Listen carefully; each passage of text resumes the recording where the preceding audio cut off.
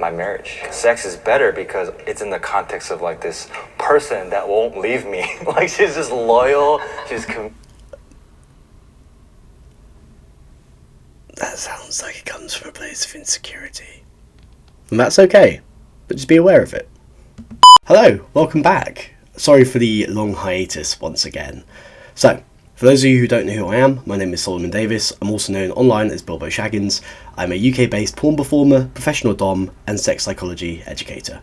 So, I usually use this channel as a platform to kind of educate people about the psychology of kinks and how to kind of navigate certain fetishes in a safe and consensual manner. But I figured today we'd do something slightly different. Now, there's a variety of great videos online via a company called Jubilee. You guys may or may not have heard of them. They often bring together people of kind of opposing ideologies and make them either debate one another or find kind of middle ground between the two ideologies. There's a particularly good episode on sex workers and pastors, kind of asking whether religious leaders and sex workers can find middle ground with one another when it comes down to their kind of ideological beliefs. So we're going to watch this video together. I'm going to pause it throughout and make comments and just see how it ties in with my experience of the adult film industry. Your penis has not been socialized, and it doesn't know how to act.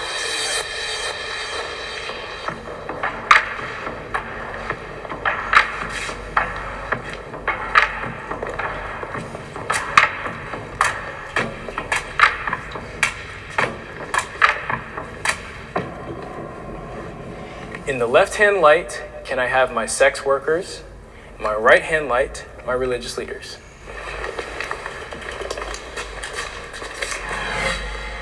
I will say a statement. If it is true for you, walk forward. If it's not true, do not step forward, stay where you are. Sex work can have positive effects. Now, straight off the bat, very good leading question. Obviously, sex work, much like anything in life, can have positive effects. Of course, it could also have massively detrimental effects. It depends entirely on context. Context is going to be kind of the ruling term throughout much of this video, I can probably imagine. Again, sex work has the potential to be massively empowering. It has the potential to really give people an opportunity to make money doing something they love and take ownership of their own body, of their own sexuality, which are kind of things that in this day and age we're becoming more and more acclimatized towards, but it's still stuff that we're all working on. So yeah, sex work has the absolute potential to be, really positive. Of course, it also has the potential to be incredibly negative. It all comes down to context, whether you're doing it safely, what your kind of ethics around sex work are, how you're practicing, your kind of understanding of boundaries and consent. So again, it's really dependent on context. It can be very beneficial and positive. It can also be incredibly detrimental. Okay, we'll carry on the video. Yeah, does sex work can have a positive effect? Are you serious? Like in a society where we're not having conversations about sex, like of course people are leaning on someone that can guide them. Yeah. And like that means porn. That means sex workers. So I'm gonna just interject here, even though it is just the sex workers that come forward to say it can have a positive effect. The idea that sex work can offer a positive education, it can, under very specific circumstances. So for example, this platform here is a sex worker offering kind of suitable, well-educated, well-informed information for people to kind of learn from. Other platforms such as the Better Sex Academy or the Better Sex blog, Alice Lovegood, who's a close friend of mine, again, offers very positive kind of examples of how sex should be and how sex work can be represented.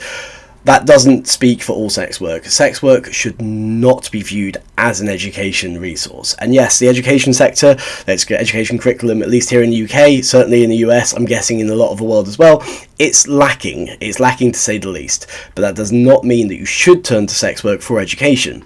Now, there's a few qualified individuals, again, myself included, who are sex workers, who are educated, who are informed, who are qualified to actually become educators and to kind of show the positive way in which this stuff can be done. That's not to say that we should all be viewed as educators. The vast majority of sex workers are just regular people who've started doing sex work. Now, are they going to be more clued in on stuff like consent? Probably, because it's their job. Are they going to be more clued in about kind of boundaries and how to safely kind of go through those dynamics with people, how to establish those dynamics with people, how to set set boundaries. Sure, they might be better clued in on that stuff, but they are not educators, and porn should certainly never be viewed as an education tool. It's a fantasy, it's a fiction, it's like going to the cinema. You wouldn't go to the cinema to learn how to do gun safety properly. You wouldn't go watch Fast and Furious to see how to drive. You certainly shouldn't watch porn to see how to fuck. It's not the correct way of learning. It simply isn't. So although I will probably find myself agreeing with the sex workers in this video far more than disagreeing with them, the idea that porn or sex work should be viewed as an education tool or as an alternative to education, I do not agree with that at all. So many customers Right. come into the club and they're just like, They just want to talk sometimes. Yeah, I they remember totally that just about wanna stripping. talk. Yeah, they want to talk true. about They wanna sex connect. with someone and connect with someone Yeah. and talk about their sex and life maybe. be like, yeah, and be like open about it and like explore maybe like the Yeah. things that they can't explore with Yeah. someone else. A lot of people do look up to us and lean on us for assurance or some kind of something to hold on to because maybe they are that lonely in life that they don't have interactions with people. I literally have a fan that emails me every single holiday and I was like, oh my God, this guy's actually someone that's a little bit like emotionally or physically underdeveloped. That's amazing that my sex work gives him something to look forward to. And that's what's sad is people don't think of people like that are on the skirts of society. They also love sex and they want that interaction as well. Even with like So, yes, absolutely. What you find fascinating is with the vast majority of kind of, not even full service sex workers, but in-person sex workers, so people who do stuff like escorting, like prostitution, like stripping, like even myself doing pro dom work, you end up realising that a lot of the people that book you, they don't do it necessarily just for the sex. They do it for the company. They do it for the conversation. They do it to feel heard or feel seen. And they do it to have a safe space where they can talk about this stuff. Because again, although stuff like therapy is readily available to a lot of people and is kind of more spoken about now in the public eye, it's more spoken about now publicly, people know that therapy is there, people don't feel as shameful towards going to therapy as they did perhaps 10, 20, 30 years ago. It might be easier for some people to feel vulnerable when they're talking to a provider that they know they're going to be physically vulnerable around. So quite often you'll have people who will book an escort, they might book for 2 hours, they might book for 5 hours, whatever the booking is, they'll probably only actually be doing kind of sexual interactions for like 10% of that time. The vast majority of that time is going to be spent conversing, talking and kind of, yeah, giving that person a safe space where they can be vulnerable. And it's not just about sexual vulnerability, it's about emotional vulnerability. It's having somebody that they know they can talk to who isn't going to judge them, who isn't going to shame them for their emotions, who isn't going to make them feel belittled, somebody who's going to listen to them. And so yeah, this is massively, massively true, and you see it from every aspect of in-person sex work, from stripping all the way up to full service prostitution. And it's fascinating because again, you realise that a lot of these people, they turn to sex workers not necessarily because they want to have sex. I mean, often that is obviously a part of it, but a lot of the time it's just because they're lonely and they'd like to have some kind of physical interaction, but also emotional interaction, some kind of emotional connection or emotional support that perhaps they're not getting in their day-to-day life. So yeah, it's really important to realise that a lot of the time the clientele base of sex workers isn't the kind of the stereotypical sad, horny old man. Obviously you get some of that as well, but for the most part it's just regular people who want to have a conversation, who want to feel seen, who want to feel heard, and perhaps don't have a safe space where they can explore that stuff regularly. And obviously the sexual element of that obviously helps, because where else are you going to find somebody that you know is never going to judge you for your experiences, who you know is never going to judge you for your opinion?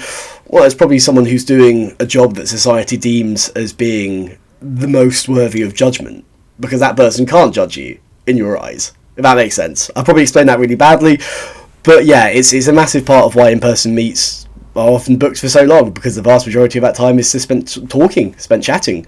I get it as well with my dom clients. A large part of my clientele base, the way that it works, is people come to me not just because they want to have the physical interaction, but they book me because they want to have the psychological interaction. They know that I'm educated in the field of psychology, they know that this is my domain, and they have stuff that they want to work on, they have stuff that they want to work through, whether it be past traumas or insecurities or things that they've repressed for the majority of their life. And again, I might have a 2-hour booking, and of that 2-hour booking, half an hour of that might actually be play. The other hour and a half is spent conversing, talking, communicating. And yeah, it's really, really beautiful to see. So it's nice that they're drawing attention to that in this. within marriages, like, you need to learn different techniques. You need to learn, like, how to role play. You need to, like, that's why marriages fail, because you are not happy. You're not having sex. Like, And sex not is a having that great way to connect and meet conversation. people. In my own personal experience with porn, it just tweaks my chemistry, man. Like, to where I'll be walking down the street and see someone be like, why is that girl taking her shirt off? Like, that's supposed to be what happens now, because I'm Missing sex education. well, That's a him problem. So this is a pastor speaking now. If you watch porn once and then you expect women just to take their clothes off in the street, that's not a porn problem. And don't get me wrong, there are plenty of porn problems. There are plenty of porn problems. There are loads. Porn is not perfect by any means. In fact, in many ways, it's incredibly harmful. I'll be the first person to admit to that. But if you watch it and your first response is, oh, why aren't women just stripping off naked in the street? That's a you problem, darling. That's not a porn problem. That is you having some really seriously repressed misogyny, and some really seriously repressed kind of images of what women's roles are and what women's purposes are. If your belief after watching porn once is, why isn't she taking her top off? You need therapy. And obviously this is a religious man, this guy is a religious leader. If talking to God ain't helping, mate, you need to go talk to a therapist, is what I'd say. Because that's not a normal response to have. That's not a normal response to have whatsoever. I get it if you're a porn addict, perhaps, if your only interaction with women is through porn, if your only interaction with the female race is through porn, okay, I might expect to see this kind of response. Not a positive thing, still needs an awful lot of work, just as dangerous, just as detrimental, but you can kind of justify it as, oh, this guy has a serious problem, this is a chemical response to that serious problem. This man does not have a serious problem. He's a religious leader. He shouldn't be having these thoughts or feelings about anybody. At least they're all strangers in the street. So this isn't a porn problem, this is a him problem. I don't think so. For me, it's that my mind gets used to a simplicity of it all. And for me, sex is available. I'm married. I'm married to a great woman that's willing to party, and so, like, it's not for Party, and like, drugs, and she and party That's with what my party body. means, like, And so for me, it's not, oh, I got to figure out how to get this. Like, it's there, and that's the only place it's ever been for me.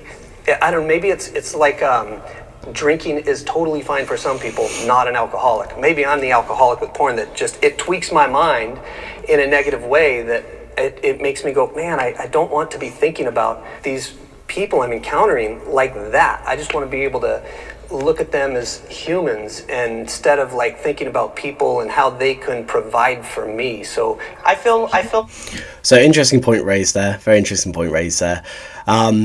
Yes, some people are going to be far more receptive to the negative effects of pornography, the same way as some people are far more receptive to the negative effects of drugs, of alcohol, of working too much, anything that has the potential to be overdone. There are people who are going to be prone or easily kind of affected by that more so than other people. There's going to be people who are kind of increasingly receptive to the negative and probably also the positive effects of some of it, but certainly to the negative effects of that kind of stuff, especially people who are prone to addiction. So it's a very valid point to make, to go, oh, well, look, maybe I'm the outlier. That's not how people should view this stuff. It's how it affects me. Maybe I'm the outlier. So credit where credit's due for being able to kind of hold your hands up and say that. That doesn't mean it's okay. That doesn't mean this is normal behaviour, that doesn't mean it's porn's fault. It still means that there is something there in your head that you need to address. If you're looking at women in the street after watching porn once and going, why aren't they stripping their clothes off? That is a you problem, and perhaps that comes from a place of repression. Like the guy said, he's been with his wife all of his life, he's only ever been with one person, she might be down to party as he puts it, she might be incredibly sexually active, who knows, I don't know their relationship. But perhaps the fact that he's only ever had one experience with one woman, only ever had experience with one woman, and that has been a long-term loving relationship with somebody who is down to party, somebody who is obviously sexually expressive, there's going to be a level of sexual expectation there, surely, because this man has always had it on tap from this one person. And so then when you watch porn, you see that there's people giving it away readily available. of course he might have that kind of response to it, because his only actual physical experience of sex is being able to have it whenever he wants with the person he's with. And so of course there's going to be a level of entitlement there, there's going to be a level of expectation there when he then watches porn and sees other women in the street. Now again, that's not a porn problem, that's a him problem. That probably comes from a place of kind of having it so readily available, knowing that if he wants it he can have it with his partner, because again, great for him, great for her, if they're super sexually active, fantastic. But that's not an excuse to view every woman that way because you watch porn. It's not. Bottom line. The extreme frustration is the demonization of porn without actually offering an actual alternative that kids or adults of any kind can look towards for real sexual education. You can sit here and talk all kinds of mess about porn and say that it's bad and it's damaging, but what is actually enriching? There's nothing. Absolutely. Solid point. Very, very solid point. The problem isn't porn. Don't get me wrong, porn has its problems, but the problem isn't porn. The problem is that there is no actual education, and so people turn to the only thing that they have readily available, which is pornography.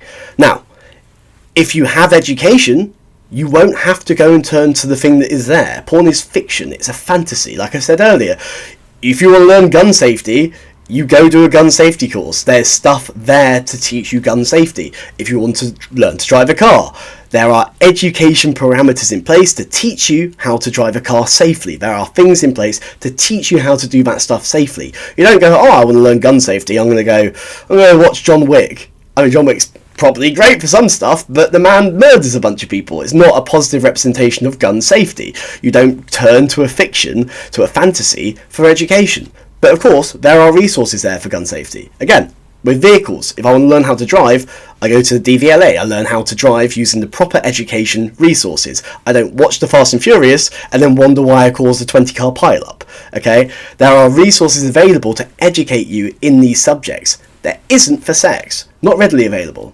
Sex education in school is useless. When I was at school, it was, here's a video of a woman giving birth, here's how you put a condom on, STIs are bad, go have fun, kids.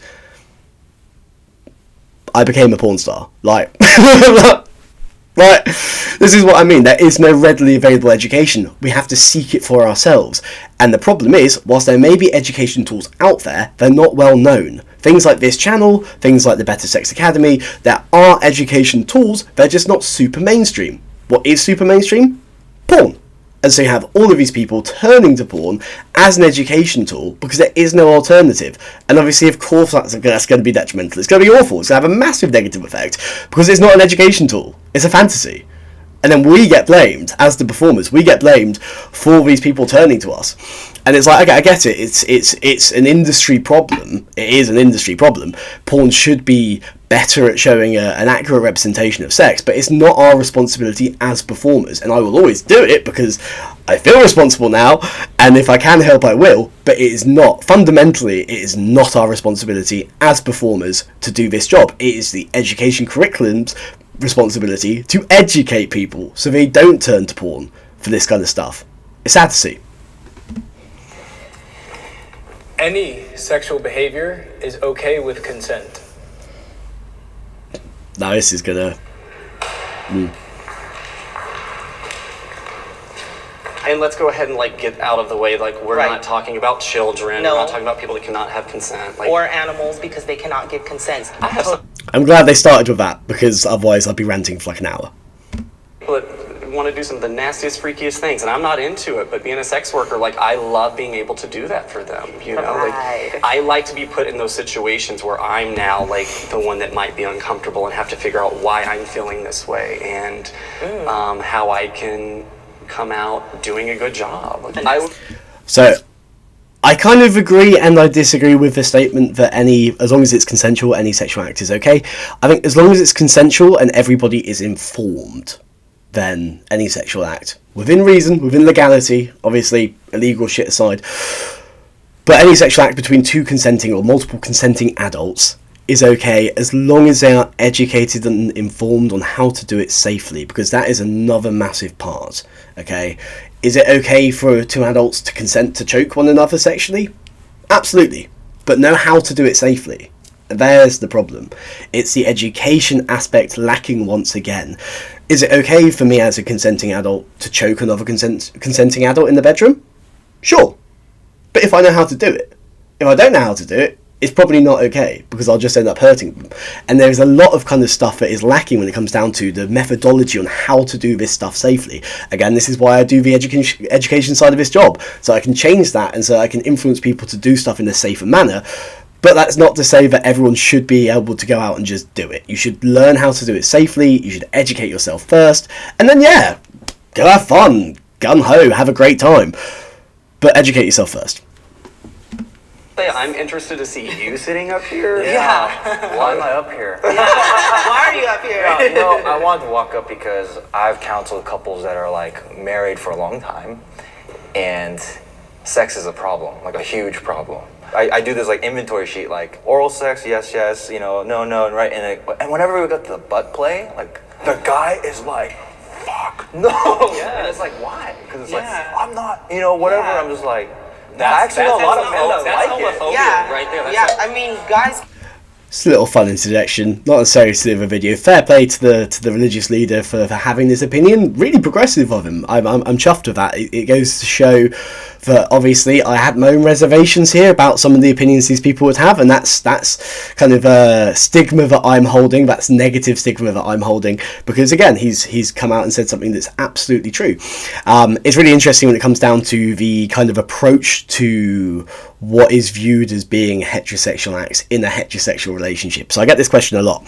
Is it gay to do butt stuff as a straight dude? Of course it fucking isn't. Of course it fucking isn't.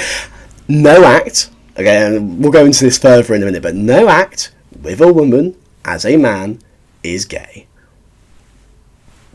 You've nullified the whole fucking point. Like, sexuality is not defined by physicality. Sexuality is defined by a romantic or a sexual attraction. In fact, I'd go as far as to say that you can identify as being heterosexual and be physical with people of the same sex or gender and still be heterosexual, because if there's no romantic or physical attraction there, it's just an act. It's why you see so many straight male performers, straight male porn stars doing gay for pay scenes. It's why you see so many straight female performers doing lesbian scenes, because sexuality isn't a physical thing. Sexuality is a romantic or sexual attraction. So you can do something physical without having that romantic attraction there. That doesn't make you gay, that doesn't make you bi. It makes you straight doing something that perhaps you're not that into, for whatever reason. Not my place to judge. But certainly when it comes down to the kind of the argument of butt stuff in a heterosexual relationship, you're doing it with somebody of the opposite gender. It's stop being a pansy. Like, it blows my mind. It blows my mind. You're also cutting off a massive part of sexual pleasure. I mean, obviously, as a dude, you got a G-spot there. Like, you're missing out, homie. Advocate for butt stuff. Just saying. And take their own partner sometimes, just being like, I want to. Yes, mess with your junk. Hello. My standard of sex, I feel like I've surrendered to God, to my understanding of God and the scriptures as best as I understand them. And so for me, if there was consensual, like you said, if there's 12 people, like that's not okay for the standard of life that I have like said, I'm going to live by this standard of holiness and righteousness. That's not a judgment on anyone else. That's me saying, that sex, even if it was consensual, I don't think would be okay. If somebody See, I disagree with the fundamentals of group stuff not being okay, but I'm happy with how respectful he is when he says that that's not sex for him. He understands that's okay for other people, he understands that's okay for other consenting adults, but for him personally, that doesn't align with his own paradigm of what sex is. So that's really respectful, that's really cool, I appreciate the way in which he's phrased that. I have no argument with that whatsoever. We all define sex in whatever way we want to define it for ourselves. church and said, hey, we want to start swinging, I would say that is going to destroy marriages, man, and that's a high ethic in my church. No, I disagree. That didn't last very long. Swinging, again, he's looking at this through the paradigm of a religious lens, and that is going to skew his kind of ethics on what is or isn't okay, based on, obviously, his religious beliefs. Swinging is great. If it's consensual, if it's fine, if it's fun, like, if you're consenting adults and it's a consenting couple, just have fun. Do you have any examples of that, destroying marriages? I actually have counseled people through is it divorce from because- affairs. Is it because of their, like, religious shame? Here's the thing. look at his terminology. I've counselled couples because of affairs. Now, affairs, absolutely. End of a relationship. You can work through it. I have worked through it. But usually it's the end of a relationship, regardless of whether it's non-monogamous or monogamous. Once you've broken that trust, it's hard to rebuild it. I get that. But labelling swinging as an affair, not the same thing. Affairs are unconsensual and unknown about. Swinging is completely agreed upon and consensual. So you can't put the two in the same bracket. Unless there was some dishonesty or some deception there, you simply can't put the two under the same bracket. Like that they're holding on to, maybe? You'd have to ask them specifically. I don't remember it being shame, but adultery. But adultery and affairs is lying. Yeah, that's bad. That's not consensual. And that's cheating, yeah, because the other person that's being lied to is not consenting to the third party being a part of that relationship. That's cool. The standard that I come at it from, and you guys can say that you disagree with the standard, but when the standard is that I believe God says this sex is for this couple, this married couple, then when we step outside of that, we can go, well, what about this? What about this? So do people that aren't married not deserve sex? You know what? Well, according to the Bible, it's a gift from God, so no. That question, but again, marriage in the Bible is about literally, ownership, quite literally, so why people are desperate to get married and rush into marriages and get into bad marriages, because they feel that sex is only sanctified through marriage or whatever, okayed, and they are married to whoever and they have whatever kind of sex. Interesting point raised here, because obviously I won't go into this too much because it's a whole other subject for a different video, but you do notice this increasingly with people from various different generations and their approach to marriage and their approach to relationships. The couples that get married because they believe that is the sanctity of marriage, and they have to get married, and they can only have sex with their partner that they're married to, or they can only do certain things within the parameters of marriage because of the kind of religious influences. Sure, they're more likely to stay in relationships for longer, but that's out of fear, surely. That's out of the fear of the ramifications of kind of going against the sanctity of love by their God's definition, rather than necessarily staying together out of love. I think it's why you see a lot of very unhappy older couples who are together because they feel like they have to be, not because they want to be. And there's a massive problem there. Like, don't get me wrong, I might be the wrong person to comment on this. I'm not somebody who's looking to ever get married. That may change, just not for me. I don't think it is. So maybe that's coming from a place of bias. I'm happy to hold up my hands in the midst of that. Maybe I'm not the right person to be commenting on marriage. I mean, again, this is only my experience, but if you have people who are rushing to get married because the ability to have a sexual connection with their partner kind of rides on their religious idea of what a connection, what a relationship is, their ability to have sex is kind of pinned on the fact that they have to be married. You'll get people who rush to get married to experience this stuff and end up with somebody that they're not happy with. And the other problem with that is sexual exploration, our sexual identities. It grows, it changes over time. We are not the same people we were when we first started having sex. And sure, if you might have one partner for your entire life, and that might be fantastic, and you may get to grow and develop with that person. You may grow and develop into two people that are very, very compatible. But as I know as a sex worker, people aren't always compatible sexually. I've been in long-term relationships with people, 2, 3, 4 years, where I'm not sexually compatible with my partner. And it's savage, it's killer. And I'm polyamorous. I'm off doing whatever, she's off doing whatever. And even then, it's still a strain in the relationship, because sex can be such a raw form of sexual and physical expressions, of self-expression. It's a medium through which you can express yourself, and nothing is lost in translation. It can be so important, so fundamental to the kind of human experience. And so if you're with somebody where you really struggle to express yourself sexually because you're just not compatible, that's going to be a real problem. Now you're with that person for life, because your God tells you you can't be with anybody else. That's not going to be the kind of recipe for a happy or productive marriage, is it? Or they get cheated on. That's a really sad scenario. Like, I'm not for it. Not everybody, but certain people, you know? My hopes is that we finally start living as a nation and don't put Christian values above human values. Yeah. Are we, like, honestly, as a human, as a society, not philosophically, like, it doesn't have to be a new religion, but just philosophically shift our mentality forward? I understand the importance of religion in a historical kind of setting and in a societal setting. I understand it. I understand the importance of religion historically. I even understand the kind of importance of religion nowadays. I get it. I'm not a religious person, but I can see the happiness and the kind of trust and the faith and the assurance that it brings people, and I respect that. But you should never, ever dictate the morals or the ethics or the rules of a society on religious scripture, because it changes from culture to culture, from faith to faith. It's not universal. Okay, having rights, having the right to be an individual, having the right to express yourself as an individual, obviously within the boundaries of consent, that is fundamental, and that should not be dictated by any book written thousands of years ago. I don't care which book it is, I don't care which country it was written in.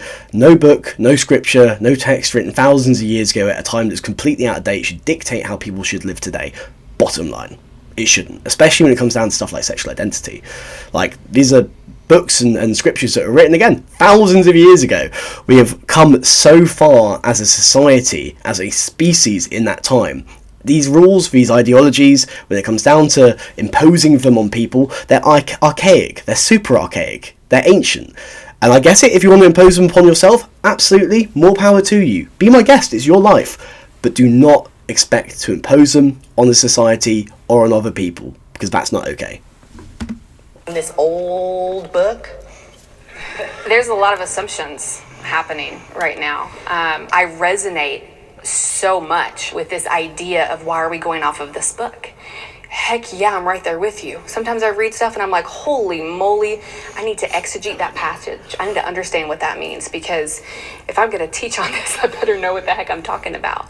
If they don't understand the culture at the time of the audience that was being spoken to or written to, then it can be taken out of context. And so there's a lot of study that goes into it. But with that, the statements that you're making just in the past couple minutes are really blanket statements of let's just throw out this entire thing because it's devaluing my work or it's coming against. And though I would agree, if you look at it at face value, 100%. Romantic connections make sex better.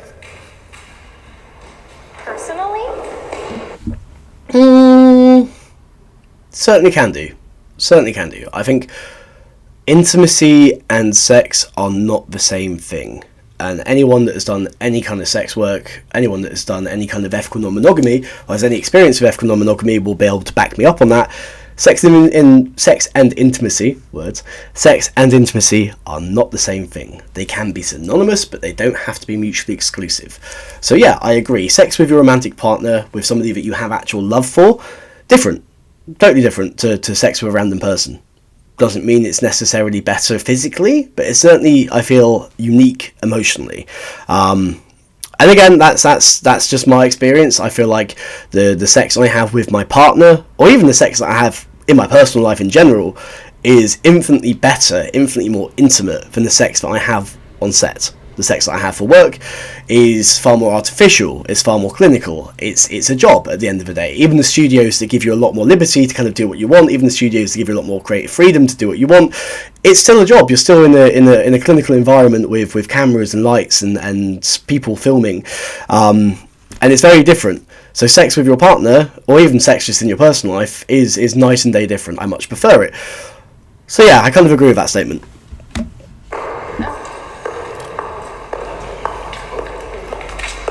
some of the best sex I had is like, I don't know who this was. I'm so surprised by you two. Romantic connection makes sex better. Yeah, that feels very... Now, the one thing I will say, romantic connection does not necessarily make the sex itself better. Like, somebody knowing your body makes the sex better. Somebody knowing you as a person makes the sex better, because they're connecting to you as an individual and catering the experience to you as an individual, rather than applying a kind of one-size-fits-all mentality. So yeah, in that sense, I think when there's romantic connection there, it will feel better because there's emotions there. There's an emotional element to that as well. It's not just a physical interaction. But I think also a lot of the time it might get muddled up with the fact that that person probably knows you better anyway. That person probably knows your body better than the random person does. And that's not to say you can't have amazing random one-night stands. I've had some fucking fantastic one-night stands, and they're great. But I would still agree that having sex with a romantic partner, having sex with somebody where there's a real genuine connection, usually better. Universal. Sure, yeah, absolutely. I love having a discussion on sex, about sex with people that maybe have had, not even maybe, tons more sex than me, because I've only ever had sex with one person. Like, that's it. And we've gotten like good at each other, but that's it. Wesley, hang in there, bud. Hang in there, man. Understand what's being said right now. Come on. I think it's beautiful. And so there has been in my marriage transactional sex, just like, hey man, I need to have some love right now. And then there's been like, we go away for the weekend and there's notes and there's gifts and it's better in that context for me. So I'm my wife's first, but I've had a lot of partners, and I don't know, it just hasn't been as satisfying compared to having it in the context of my marriage. Sex is better because it's in the context of like this person that won't leave me. Like she's just loyal, That sounds like it comes from a place of insecurity. And that's okay, but just be aware of it. and we get to do this thing called sex. First thing that came to my mind, and now it makes sense why you don't want to watch porn, because you've only had sex with the one person. So like, of course you don't want to watch it because the penis has a mind of its own. I want to No watch wonder porn. you watch porn and then you look at people and you can't not when see you know porn. that they watch it. Your penis has not been socialized like a dog or a child. I will say, I think it's... Good point. Maybe don't just underpin it on the penis itself. It's definitely an issue with the mind. It's not the cock's fault that this person's having those thoughts and feelings. It's a chemical reaction. It's an endorphin reaction, sure, but at the end of the day, I think they've got the right track. It's those responses are probably because this man has not been conditioned to experience what real people are like outside of his one experience of sex being with his wife. Obviously, with, like you were saying before, having sex with his wife, there's been times where it feels transactional, there's been times where it's romantic, but it's always there, it's readily available, and so there's a level of entitlement to it that he will have on a psychological level, whether it's conscious or subconscious. It's probably not conscious at all, but there'll be a level of expectation there, there'll be a level of kind of entitlement there, because obviously, again, his only experience of sex has been being able to have it whenever he wants with his partner, and so his body then watches porn and goes, oh, well, that must be fine with anyone. Not the case, but I'm glad that they're bringing it up now, because that's the point obviously I made at the start of the video. It doesn't know how to Remarkable act. that you have done that, because that is a whole nother level of commitment that I'm never willing to go down, you know? I have had sex with partners where I've have literally looked into their eyes and have felt like that thing that is talked about, like that connection, that bonding of the souls. I've cried even while, having sex. But to say that it has to be romantic for it to be better, I think is being overzealous. I would prohibit my child from doing sex work.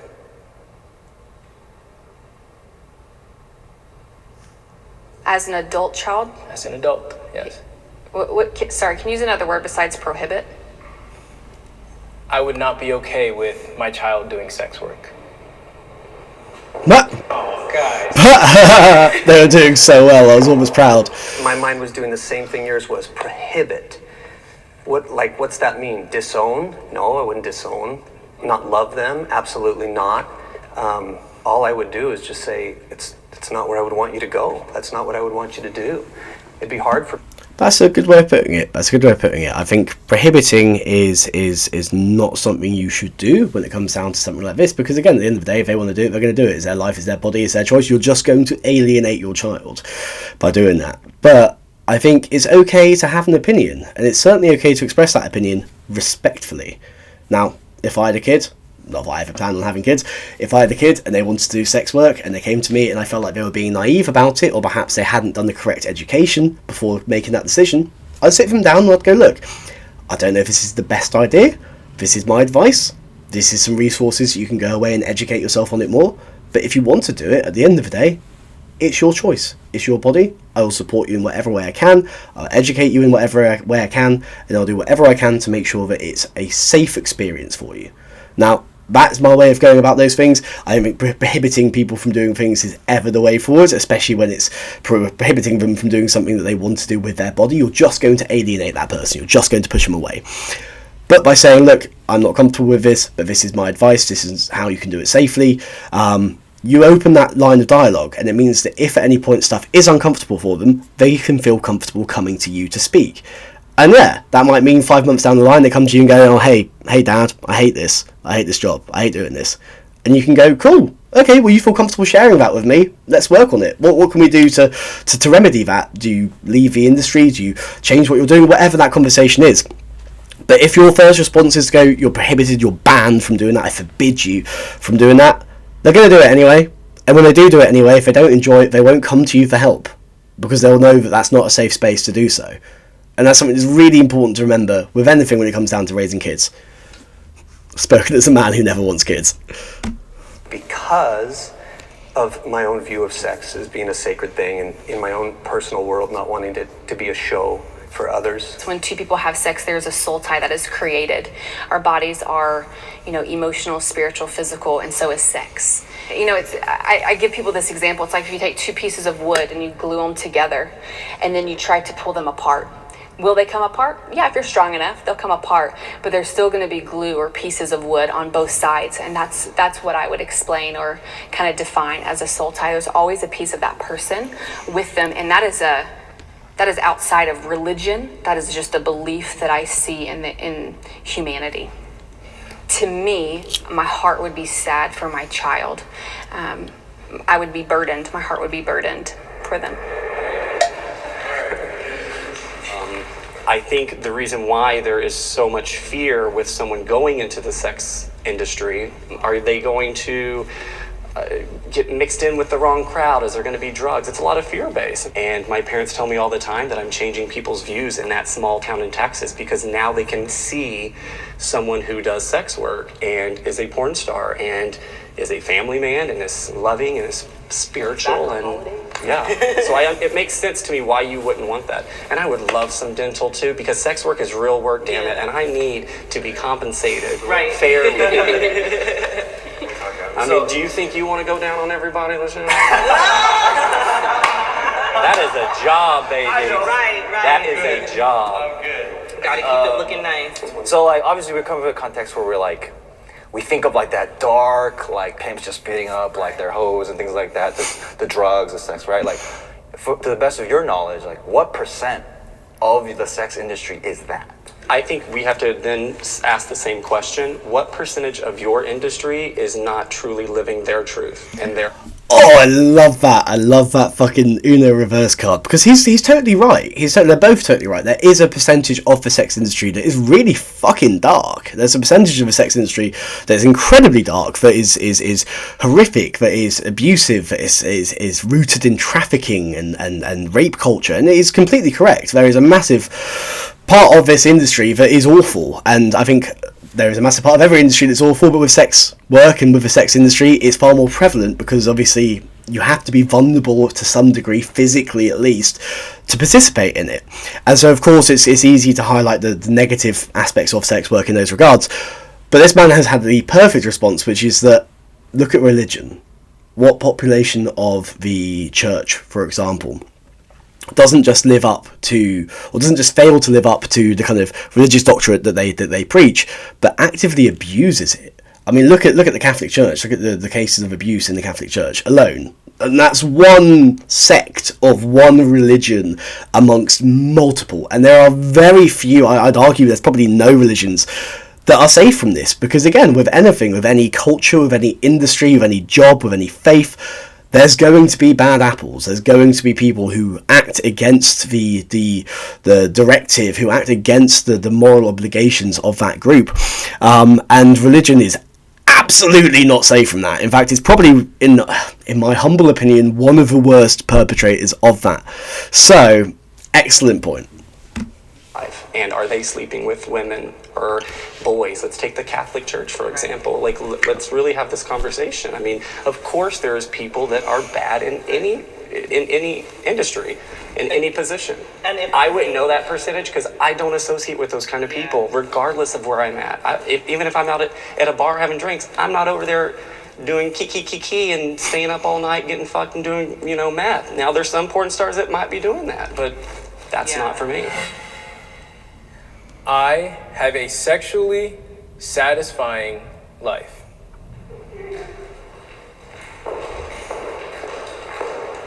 Am I having the best 100% sex that I want? No, because threesomes aren't happening, orgies aren't happening. Me getting to hook up with the people that I'm fantasizing about at any given moment isn't happening. My ideal sex life is this all ends in an orgy. I like her. My ideal sex life, okay? That's reality. So am I living my best 100% sex life? No, because I'm truly held back like 70% of the time, and I only get to have as much as is consensual. Okay, Porn has maybe released not. me from a lot of my insecurities. It has opened my eyes. It has finally made a good-looking white man marginalized to see a different point of view. So I used to be terrified to speak up and have a voice and to say what it is that I want or need, and now I am equipped with knowing how to do it, knowing how to approach it, and yeah, my life is completely happy, and I'm having a lot of sex. Sometimes, mostly with myself. Just a little handy. I stepped forward because I feel like, once again, I got it, just me and my wife, but she brings the heat, and we have. Love that. And we have I love fun. that you were just like, Yeah. don't even apologize for it. Just Yeah. be like, she's Yeah. it. Yeah. That's why She's down, and Hell yeah. what do you want to Oh do? my Where we God. at? That's all you need is a down-ass woman. That's all it Yeah. takes, bro. I see why you're so loyal. I can tell you this, because we're very modest people. When she sees this, she'll be like, there's half of her that will be like, yeah. and then there's another half she'll be like, I do. Yeah, you were giving her queen acknowledgement, you know? So that's why I stepped over here. Good for him. That was wonderful, guys. This is great. Alright, and that's the end of that video. So yeah, it's an interesting one because obviously with these middle ground videos, they're fantastic. They bring together people of completely opposing ideological kind of perspectives, and it is nice to see where people can find middle ground. Sometimes they don't, sometimes they do, but really interesting points raised throughout. And I think it's good to kind of see both sides of that spectrum, especially spoken about so respectfully. There was no point during that felt like either party was disrespecting the other, and that's fantastic. That's what we need. We need open discourse, open dialogue. But yeah, so I'm going to be doing more of these videos going forward. I quite enjoy the kind of analytical side of stuff. So if you guys enjoy this video and you'd like to see more kind of deeper breakdowns, whether it be of stuff like Jubilee, or whether it be of other kind of YouTube videos where people talk about the kind of the sex industry as a whole. I'm also looking at doing a series where I look at kind of media interpretations of BDSM, so TV and film, 50 Shades of Grey, 365 Days, kind of a bullshit representations of male dominance within the media, and kind of breaking that down to speak about what is and what isn't real, what stuff is terrifying to have represented, and kind of what kind of stuff they've missed the ball with, because unfortunately a lot of the kind of public mainstream interpretation of BDSM is quite a negative one. So I'll be doing a video on that fairly soon. If there's anything you guys would like to see me cover in a future video, whether it be kind of commentary footage like this or more kind of psychology videos specially catered towards individual kinks, then drop it in the comment section down below. Let me know what you'd like to see. I'll link the full video that I've analysed in this video down below in the comments as well, along with my social media, and I hope you guys have a wonderful day.